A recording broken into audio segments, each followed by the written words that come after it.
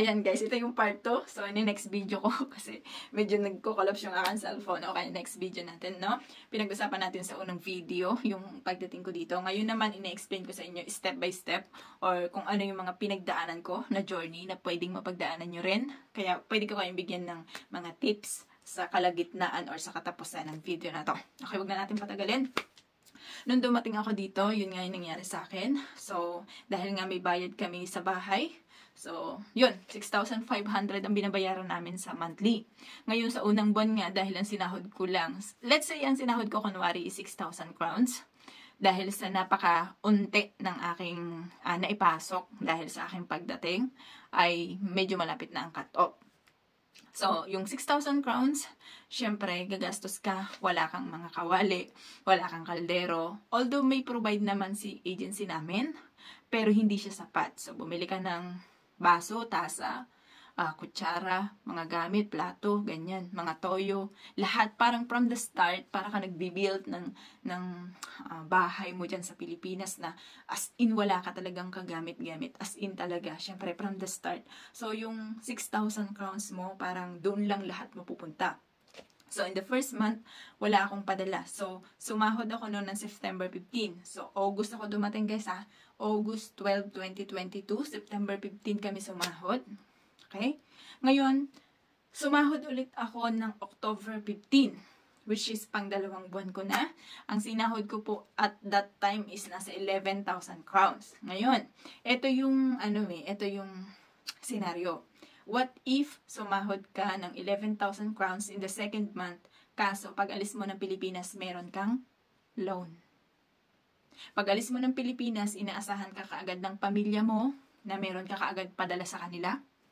So pag alis mo ng Pilipinas, may pinangakuan ka na babayaran mo kaagad once na nakadating ka dito sa Czech Republic.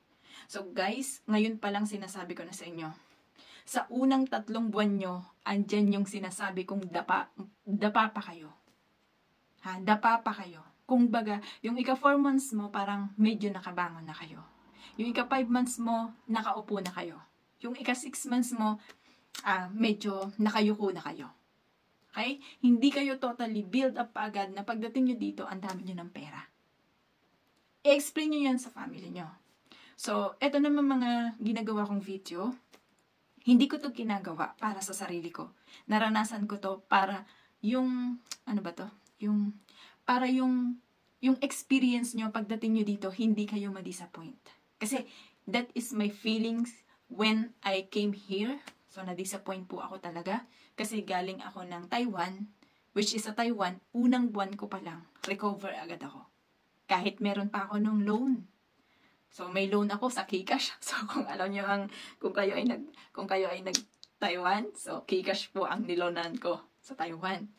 Kung sa Japan kayo, unang buwan ko doon sa Japan, parang na-enjoy ko kaagad sa unang buwan. Pagdating po dito talagang, as in, may dala po ako noon na $100 US. So, yan, pinapalitan ko siya. Let's say, iniisip ko kasi nakakasya siya. Nung pinapalitan ko kasi siya is nasa 2,000, mga 2,200 crowns yata yun. Eh, yung 2,200 crowns po, pambayad ko lang yun ng transportation. Magkano transportation ko sa isang buwan?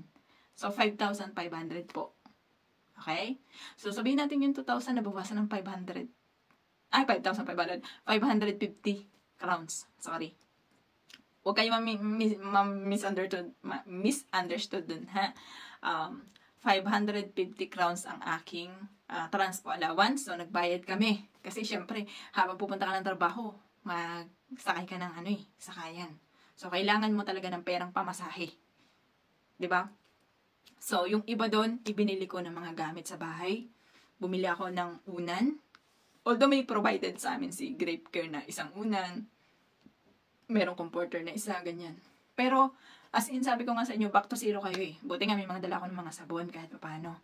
Kasi, for the first 2 months ko, hindi ako nakabili ng mga sabon kasi may dala nga ako galing dyan sa Pilipinas. Kaya lang, syempre, lahat ng mga bago dito, lahat yon kailangan mong bilhin. Mapatoyo, suka, lahat, as in, talagang lahat. Pati mga kaldero, yan, lahat talaga.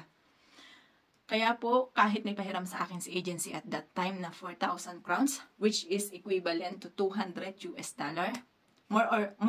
Hindi. Siguro mga $170 yon ang equivalent ng 4,000 crowns. Pero, nahirapan pa rin po ako. And then, ang nangyari pa, syempre dahil utang namin yon sa agency namin, noong sumasahod na kami, kinakalta siya every month sa sahod namin.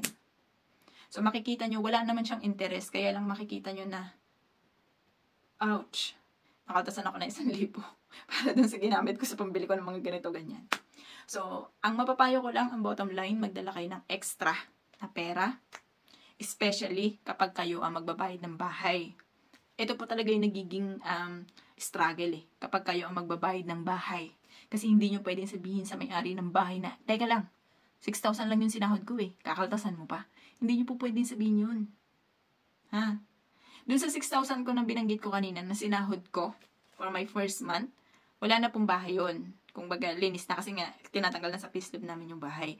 Pero, isipin nyo, kung kayo nasa sitwasyon, sumahod kayo, kunyari ng 15, tapos sarili nyo yung bahay, kayo ang magbabayad, for example, 6,000. So, magkano na lang natira sa'yo? 9,000 crowns.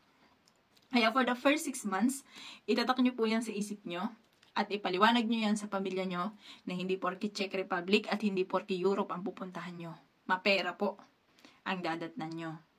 So, huwag kayong basta mangako sa mga pinagkakautangan nyo dyan, guys. Ha? Sinasabi ko sa inyo, huwag kayong mangako na makarating na ako doon ng August. Ito may flight na ako. Babayaran kita ng September. Babayaran kita ng October.